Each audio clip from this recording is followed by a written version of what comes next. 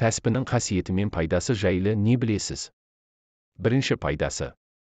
Жолыңыз ашылмай, жоспарларыңыз кері айналып, қатты ашуға булыққанда Субхан Аллах деп тәспі аударыңыз. Тәспіні ұстаған адамның мінезі жайдарлы, сабырлы болады. Екінші пайдасы. Тәспі адамның қолында тұрғандықтан оны аударғанда алдымен саусақтары қимылдайды. Ал саусағы жиі қимылдайтын адамның миы тынығып, ойы жақсарады.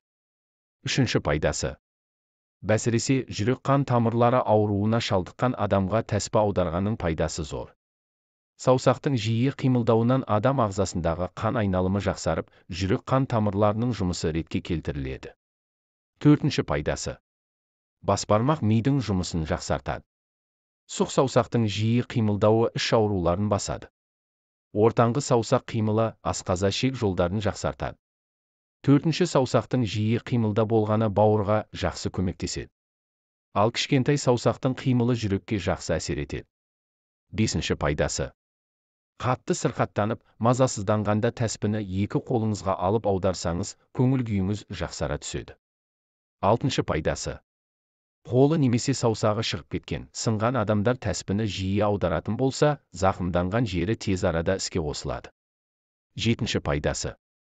Үлкен кісілермен немесе басшылармен сөйлесерде қобалжитын болсаңыз, қолыңызға тәспі ұстап, оны аударып отырыңыз. Бұл сіздің ойыңызды тыныштандырып, орынды сөйлеуіңізге ықпал етеді. Сегізінші пайдасы. Тәспі аударып отырған адам көз тиюден сақтанады. Өйткені бөтен адамдар оның бойындағы ерекшеліктерін емес, қолындағы тәспісіне назар аударады.